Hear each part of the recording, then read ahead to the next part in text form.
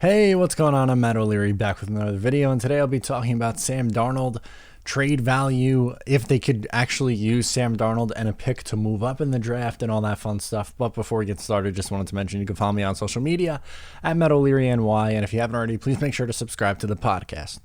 So let's get into this. This was inspired by a call-in actually on Just Jets. I believe it was Ben from Jersey, I want to say. If not Ben, I apologize, and if I forgot your name, I'm sorry. There was a lot of calls on the show I don't remember off the top of my head. But here's the story. Essentially packaging Sam Darnold along with pick 23 to move up where the Panthers are sitting at 8.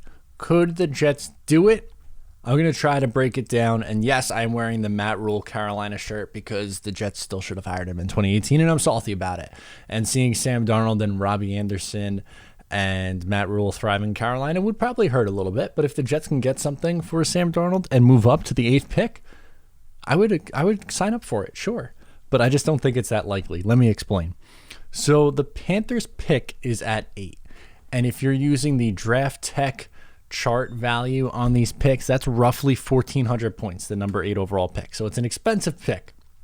While pick 23 in the first round is 760 points. So almost double the value. So that would essentially put Sam Darnold's value at a late first, which I don't buy. I don't think he's a first rounder. I know there's been some people saying that, oh, now he's going to be a third rounder. I'm still holding on to that second rounder. That's still where I'm at right now. I just don't buy that he's a first round pick. So essentially, let's just say 23, 760 into 760, that'll get you there. That'll double it up over 1,400. I don't think the Panthers go for it. I really don't. I think it's too high.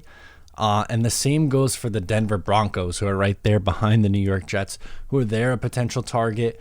If you're telling me just a second round pick for both the Panthers or the Broncos, sure, but I don't think you're getting pick 9, which is 1,350 for 23, again, which is 760, and Darnold, which I don't think his value is a late first round pick, which is what it would need to be in order to get yourself over the threshold in order to reach that, estimated value of the 9th overall pick, or in the Panthers' case, the 8th overall pick. Though here is where we can get a little bit interesting.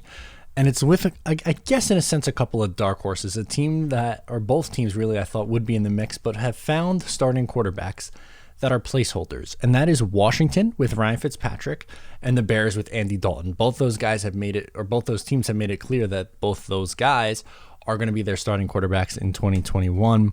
But beyond that, we don't know. There's definitely a big question mark. I don't think Andy Dalton's a long-term answer.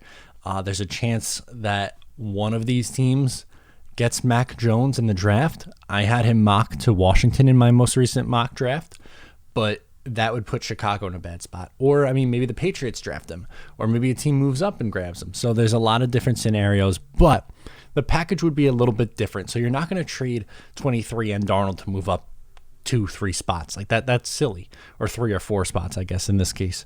So what I had was pick 34 and Sam Darnold for pick 19, if you're talking about Washington. So pick 19 is worth 875 points.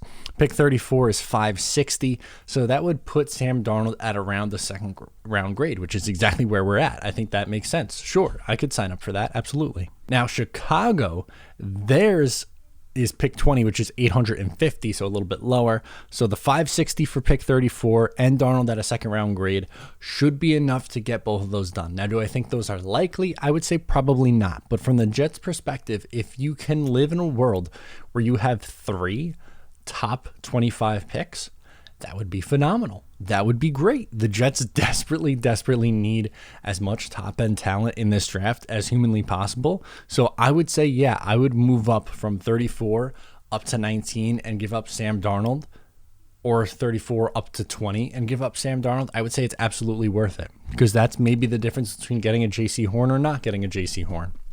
Or maybe Elijah Vera Tucker. I think he probably goes at 14, but you know the drill.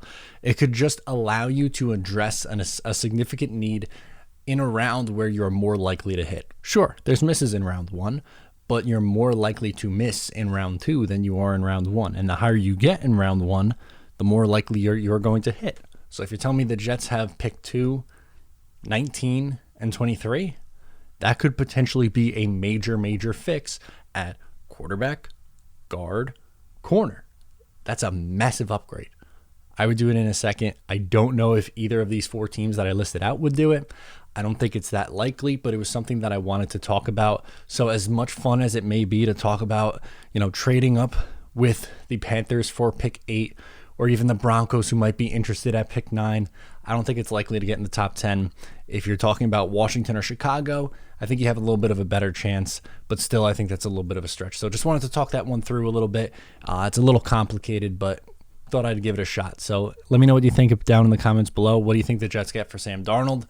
Get at me on social media. Make sure to subscribe if you're new, and I'll talk to you next time.